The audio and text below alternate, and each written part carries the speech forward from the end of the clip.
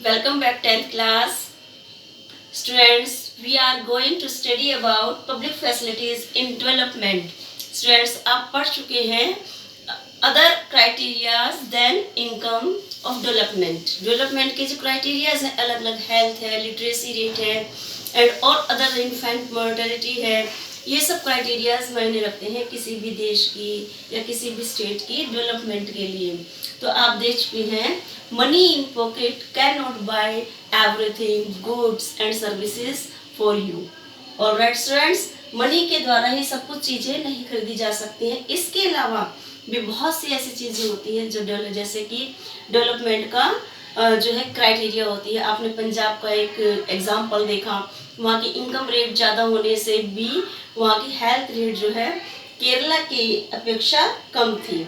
Health rate थी, literacy rate Kerala की अपेक्षा कम थी. और केरला में इनकम रेट जो इनकम क्राइटेरिया था वो ज़्यादा कम था और हेल्थ और जो लिटरेसी रेट था वो ज़्यादा था. जो इनकम थी वो कम थी केरला में. तो इस वजह से हम ये नहीं कह सकते कि पूरी तरह से डेवलप्ड स्टेट है केरला या पूरी तरह से डेवलप्ड है पंजाब. तो इस सारी चीज़ें अगर इक्वल हो किसी भी स्टेट में या कंट्री में तो उसको डेवलप्ड हम बोल सकते हैं. जैसे कि वर्ल्ड बैंक भी इसी को जो है एक क्राइटेरिया मानता है कि हर चीज का जो बराबर मेजरमेंट है वो इक्वल होना चाहिए, तभी कोई कंट्री या कोई स्टेट डेवलप्ड कहलाएगा.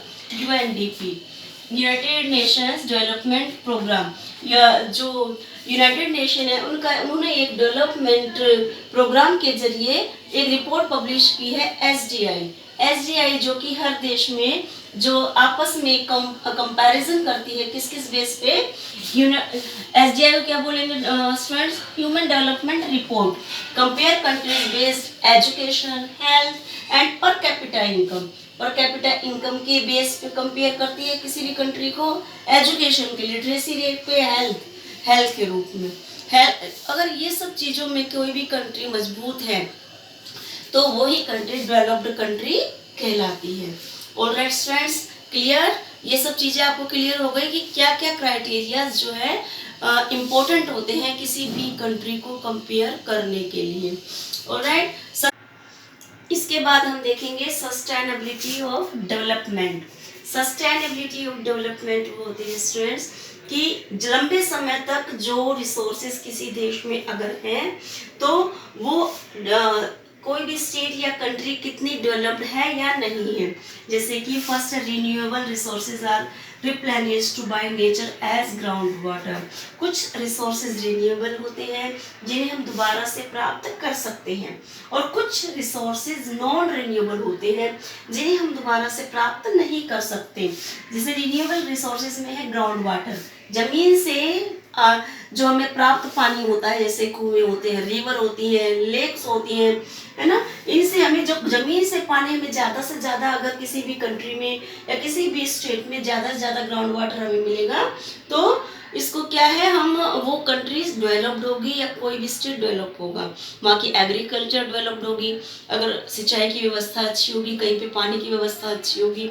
और एग्रीकल्चर एक प्राइमरी सेक्टर है किसी भी देश की जीडीपी को इंक्रीज करने के लिए. अगर प्राइमरी सेक्टर हमारा स्ट्रॉन्ग है तो नेचुरली हमारी कंट्री जो है डेवलप्ड है या कोई भी स्टेट डेवलप्ड है.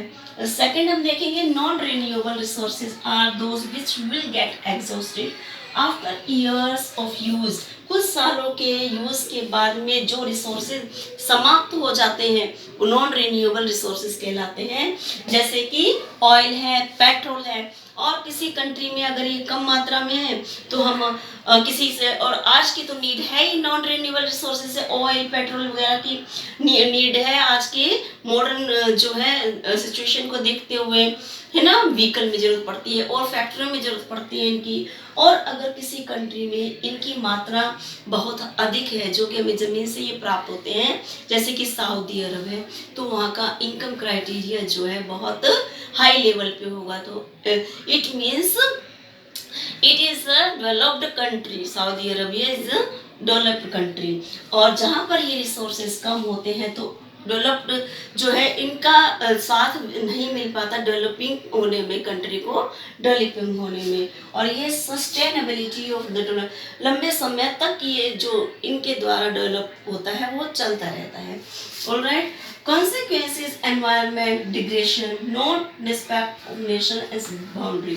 अगर एनवायरनमेंट का जो है डिग्रेडेशन, एनवायरनमेंट कहीं पे घट रहा है, पॉल्यूशन बढ़ रहा है, तो ऐसा इसका रिजल्ट क्या निकल के आता है स्टूडेंट?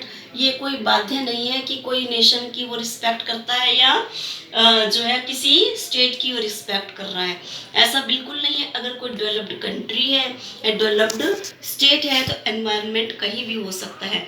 अगर एनवायरनमेंट में भी सरकार जो है, गवर्नमेंट, उसमें भी उसके लिए उचित साधन प्रयोग नहीं करती है और पॉल्यूटेड वातावरण में जो है सिटीजन को रहने के लिए मजबूर होना पड़ता है, तो हम उस कंट्री या स्टेट को डेवलप्ड नहीं कह सकते, है ना।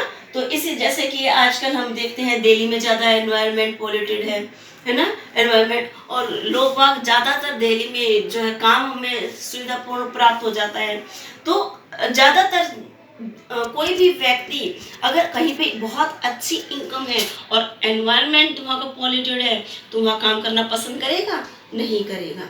तो इस तरह से हमें डेवलपिंग बनाने के लिए किसी भी स्टेट को या कंट्री को एनवायरनमेंट डिग्रेडेशन की तरफ भी ध्यान देना पड़ता है। Alright students, your chapter is completed and you must send the notes and learn this chapter.